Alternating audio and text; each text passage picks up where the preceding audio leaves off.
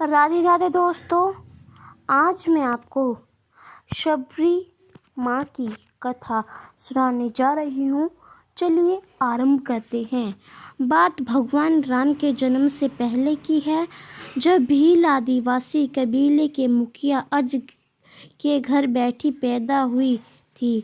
उसका एक नाम शर्मा और दूसरा का नाम शबरी रखा गया। शबरी की माँ इंदुमती उसे खूब प्यार करती थी।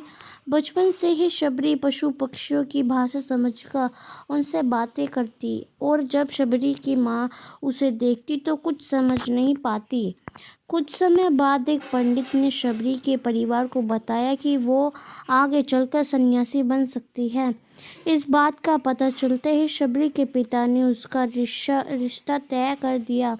जैसे ही शादी का दिन नज़दीक आया, शबरी के घरवालों ने खूब सारी बकरियां और अन्य जानवर घर के पास लाकर बांध दिए।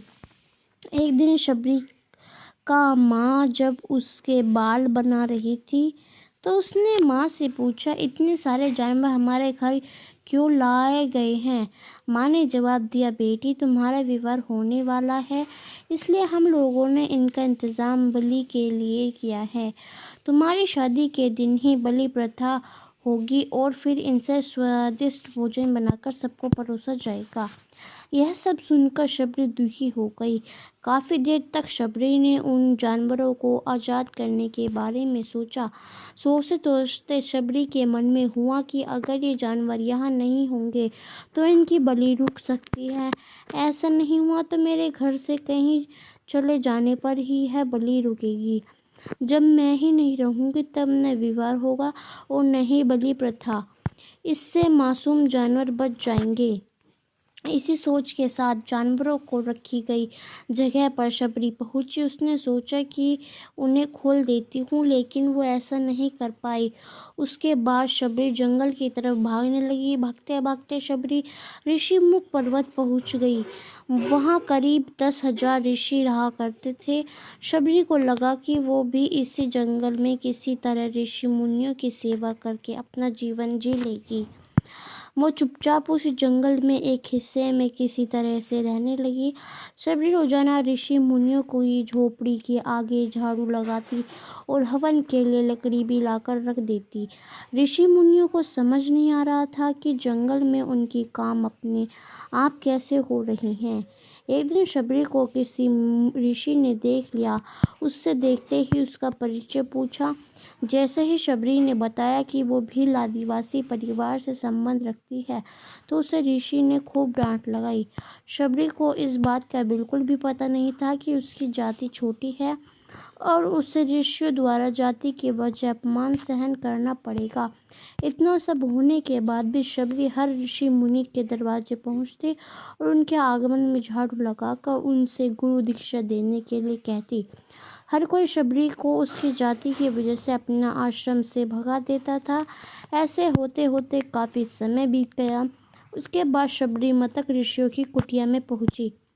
वहां पहुंचकर मंतक ऋषि को शबरी ने बताया कि वो उनसे गुरु दीक्षा लेना चाहती है।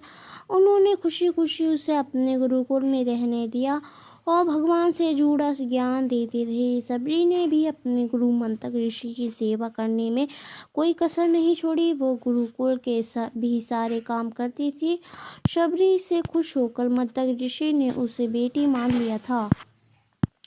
समय के साथ मतंग ऋषि का शरीर बूढ़ा हो गया। उन्होंने एक दिन शबरी को अपने पास बुलाया और कहा, बेटी मैं अपना देह त्यागना चाहता हूँ। बहुत साल हो गए शरीर में रहते रहते। शबरी ने दुखी मन से कहा, आपके ही सहारे में इस जंगल में रह पाई हूँ। आप ही चले जाएंगी तो मैं जीकर क्या करूँगी? आप अपने संग मुझे भी ले जाइए, मैं भी देह त्याग दूंगी।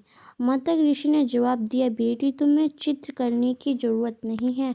राम तुम्हारी चिंता करेगा और ध्यान भी रखेंगे। शबरी राम का नाम सुनने के बाद पूछा, वो कौन है? उन्हें मैं किस तरह से ढूंढूंगी? मंदक ऋषि ने बताया, राम कोई और नहीं भगवान है। वो तुम्हारे सारे अच्छे कर्मों का फल देंगे। तुम्हें उन्हें ढूंढने की कोई ज़रूरत नहीं है। वो एक दिन खुद तुम्हारा खोजते हुए इस कुटिया में आएंगे और तुम्हें उनके हाथों ही मोक्ष मिलेगा। तब तक तुम इसी आश्रम में रहो। इतना ही कहते ही ऋषि ने अपना शरीर त्याग दिया। शबरी के मन में मतंग ऋषि के जाने के बाद से एक ही बात थी कि भगवान राम स्वयं उससे मिलने आएंगे। पुरोहित भगवान राम से मिलने के लिए बाग से अच्छे फूल लाकर पूरा आश्रम सजाती और भगवान के लिए बेर तोड़कर लाती। भगवान के लिए बेर चुनते हुए शबरी ने उन्हें चख लेती थी ताकि भगवान को वो सिर्फ मीठा ही बेर दे। रोजाना शबरी इस तरह भगवान के दर्शन की आस में फूल और बेर इकट्ठा करती रहती। इस तरह इंतजार में कई साल बीत गए। शबरी का शरीर एकदम वृद्ध हो गया। एक दिन आश्रम के पास के ही तालाब में शबरी पानी पीने के लिए गई। तभी पास के ही एक ऋषि ने उसे अछूत कहते हुए वहां से भगाने के लिए कहा और एक पत्थर मार दिया। वो पत्थर जब शबरी को लगा तो उसे चोट लगी और खून बहने लगा।